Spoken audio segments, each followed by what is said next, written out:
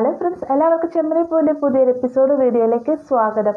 എപ്പിസോഡിന്റെ തുടക്കത്തിൽ തന്നെ കാണിക്കുന്നത് നീലിമയെ വിളിച്ചതിന് ശേഷം ശ്രുതി പറയുന്നുണ്ട് എനിക്കൊന്ന് ശ്രുതിയോട് സംസാരിക്കണമെന്നൊക്കെ പറയുന്ന സമയത്ത് അവനോടിപ്പോൾ സംസാരിക്കാനൊന്നും സാധിക്കുകയില്ല, നീ പണവുമായിട്ട് എത്രയും വേഗം വാ, അവനെയും കൂട്ടിക്കൊണ്ട് പോയിക്കോളാനായിട്ട് നീലിമ പറയട്ടെ. അങ്ങനെ വളരെയധികം സങ്കടത്തോടു കൂടി തന്നെയാണ് ശ്രുതി കോള് കട്ട് ചെയ്യുന്നത്.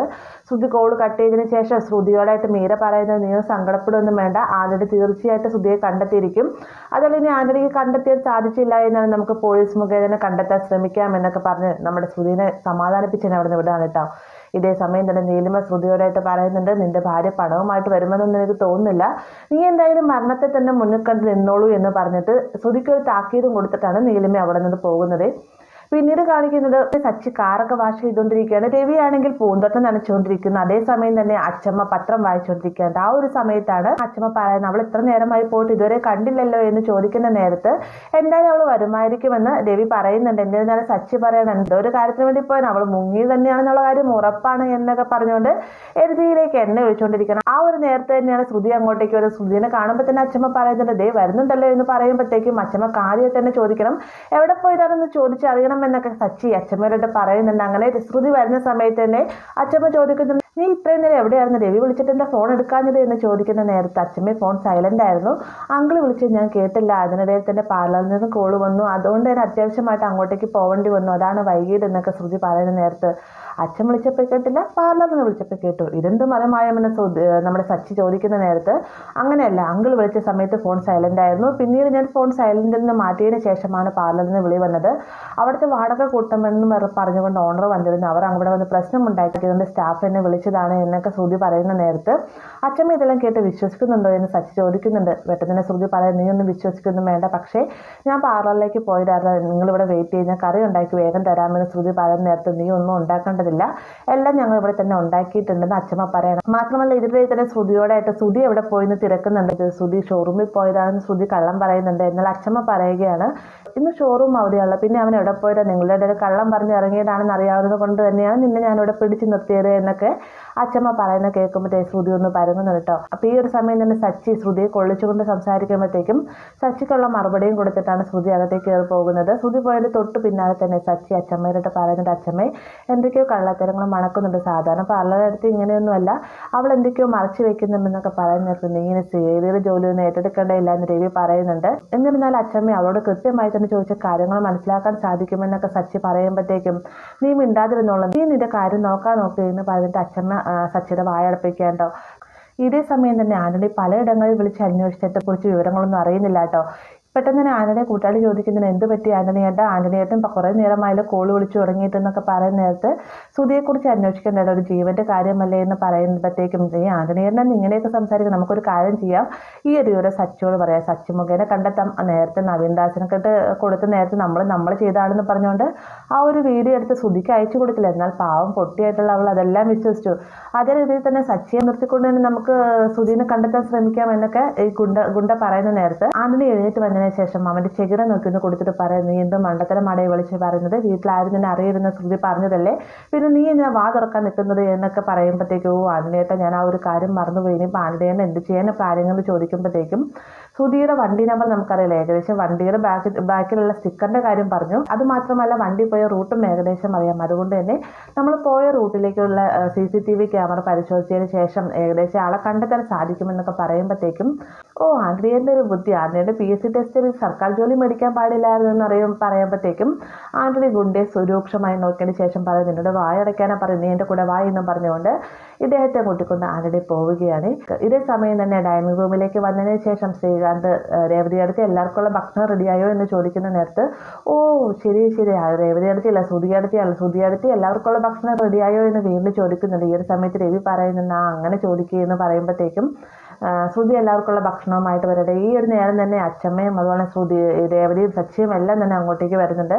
എല്ലാവർക്കുള്ള ഭക്ഷണം കൊടുക്കാൻ നേരത്ത് ശ്രുതിയുടെ മുഖഭാവം കാണുമ്പോഴത്തേക്ക് രവി ചോദിക്കുന്നുണ്ട് എന്ത് പറ്റി ശ്രുതി മോളെ എന്ന് ചോദിക്കുമ്പോൾ ഒന്നുമില്ലെങ്കിൽ ശ്രുതി മറുപടി പറയുന്നുണ്ട് അതെ അച്ഛമ്മയല്ല ശ്രുതി അടുത്തിനെ കൊണ്ട് എല്ലാ ജോലികളും ചെയ്യിച്ചിട്ട് ശ്രുതി അടുത്ത് ചെയ്യാത്ത ജോലികളല്ലേ ഇതൊക്കെയെന്ന് ശ്രീകാന്ത് പറയുന്ന നേരത്ത് നിനക്ക് എന്നോട് ദേഷ്യമുണ്ടോ മോളെ എന്ന് അച്ഛമ്മ ചോദിക്കുന്നുണ്ട്. എനിക്ക് ആരോടും ദേഷ്യമില്ല എന്ന് ശ്രുതി മറുപടി പറഞ്ഞിട്ട് പോകാനിരിക്കുന്ന സമയത്ത് ശ്രുതി അടുത്ത് ഞങ്ങൾക്കുള്ള ഭക്ഷണം വിളമ്പിത്താ എന്ന് വർഷ പറയുന്നുണ്ട്. തന്നെ എടുത്ത് വിളമ്പി കഴിച്ച കൈ ഉണ്ടല്ലോ എന്ന് പറഞ്ഞ് ദേഷ്യപ്പെട്ട് തന്നെ ശ്രുതി അവിടെ നിന്ന് പോവുകയാണ് കേട്ടോ. എന്നാൽ ശ്രുതിയുടെ മുഖഭാവം കാണുന്ന സമയത്ത് സച്ചി പറയുന്നത്, ഞാൻ പറഞ്ഞില്ല അച്ഛൻ എന്തോ ഒരു വലിയ പ്രശ്നം ഉണ്ടായിട്ടുണ്ട്. രാവിലെ കണ്ട അതേ ടെൻഷനും പേടിയും എല്ലാം തന്നെ പാർലറുടെ മുഖത്ത് കാണാൻ സാധിക്കുന്നുണ്ട്. എന്തോ വലിയൊരു സംഭവം ഉണ്ടായിട്ടുണ്ടെന്നൊക്കെ പറയുമ്പോഴത്തേക്കും നീ ഉദ്ദേശിച്ച പോലെ ഒന്നും തന്നെ ഉണ്ടായിട്ടില്ല, എന്നിരുന്നാലും ശ്രുതി എവിടെ പോയി, നീ ഒന്ന് ശ്രുതിനെ ഒന്ന് വിളിച്ചു നോക്കിയെന്ന് പറഞ്ഞുകൊണ്ട് ശ്രീകാന്തിനോടായിട്ട് രവി പറയാട്ടെ. ശ്രീകാന്ത് ശ്രുതിനെ വിളിക്കുന്ന സമയത്ത് ഫോൺ സ്വിച്ച് ഓഫ് ആണ്. പെട്ടെന്ന് തന്നെ രവി ടെൻഷൻ അടിക്കുന്ന കാണുമ്പോഴത്തേക്കും വർഷ പറയുന്നത്, നിങ്ങളെല്ലാവരും എന്തിനാ ഇത്രയധികം ടെൻഷൻ അടിക്കുന്നത്? ശ്രുതിയേട്ടൻ പോയിട്ടുണ്ടെങ്കിൽ തിരിച്ചു വന്നോളും, പിന്നെ ഫോൺ സ്വിച്ച് ഓഫ് ആയതിനെ കുറിച്ച് ഓർത്ത് ഇത്ര ടെൻഷൻ അടിക്കേണ്ട കാര്യം എന്തായി എന്നൊക്കെ ചോദിക്കുമ്പോഴത്തേക്കും അത് അറിയണമെങ്കിൽ നിങ്ങൾക്ക് മക്കളൊക്കെ ഉണ്ടായിട്ട് ഇങ്ങനെ ഒരു അവസ്ഥ വരുമ്പോൾ അറിയാൻ സാധിക്കുള്ളൂ എന്ന് രവി പറയുകയാണ്. ഈ ഒരു സമയത്തും എന്തോ ഒരു വലിയ പ്രശ്നം തന്നെ ശ്രുതിയുടെ ജീവിതത്തിൽ ഉണ്ടായിട്ടുണ്ട് എന്നുള്ള സംശയത്തോടു കൂടി തന്നെ സച്ചി നിൽക്കുകയാണ് കേട്ടോ. പിന്നീട് കാണിക്കുന്ന നീലിമയുടെ ഗുണ്ടകളുടെ തോക്കിന്റെ മുന്നിൽ നിൽക്കുകയാണ് ശ്രുതി ആകെ ടെൻഷനിലാണ് കേട്ടോ. ആ ഒരു സമയം തന്നെയാണ് നീലിമ അങ്ങോട്ടേക്ക് വരുന്നത്. നീലിമ അതിനുശേഷം നിനക്കെങ്കിലും കഴിക്കാൻ വേണോ എന്ന് ചോദിക്കുന്ന സമയത്ത് എനിക്കൊന്നും വേണ്ട എന്ന് ശ്രുതി മറുപടി പറയുന്നുണ്ട്. അങ്ങനെ പറഞ്ഞപ്പോഴേ അവിടെ ചപ്പാത്തി ഇരിക്കുന്ന അവനെ ആ ചപ്പാത്തി എടുത്ത് കൊടുക്കാൻ പറയുന്ന നേരത്ത് ഗുണ്ടകളിൽ ഒരാൾ വന്ന് ചപ്പാത്തി എടുത്ത് ശ്രുതിക്ക് കൊടുക്കുമ്പോഴത്തേക്കും കാലം കൊണ്ട് തട്ടിക്കളയാണ് കേട്ടോ. ഈ ഒരു സമയത്ത് മറ്റൊരാൾ പറയുന്നുണ്ട്, നീ എന്ത് സന്തോഷത്തോടു കൂടി തന്നെ ഞങ്ങളുടെ വണ്ടിയിലേക്ക് വന്ന് കയറിയത്, നീ നല്ല പാട്ടൊക്കെ പാടി എൻജോയ് ചെയ്ത് വന്നാലേ, എനിക്കിപ്പോൾ ആ ഒരു സന്തോഷമൊന്നും കാണുന്നില്ല ശ്രുതിനെ, സന്തോഷത്തോടു കൂടി ഇരിക്കുക, സന്തോഷത്തോടു കൂടി തന്നെ മരണത്തിലേക്ക് പോകും എന്നൊക്കെ ഗുണ്ട പറയുന്ന കേൾക്കുമ്പോഴത്തേക്ക് ശ്രുതി പാട്ട് പാടിയെന്നോ, നമ്മൾ എത്ര വർഷം ഒരുമിച്ച് ജീവിച്ചിട്ടുണ്ട് ശ്രുതി, നിന്റെ പാട്ട് ഇതുവരെ ഞാൻ കേട്ടിട്ടില്ലല്ലോ എന്ന് നീലിമ പറയുന്ന നേരത്ത് ശ്രുതി ഒന്നും തന്നെ പറയുന്നില്ല കേട്ടോ.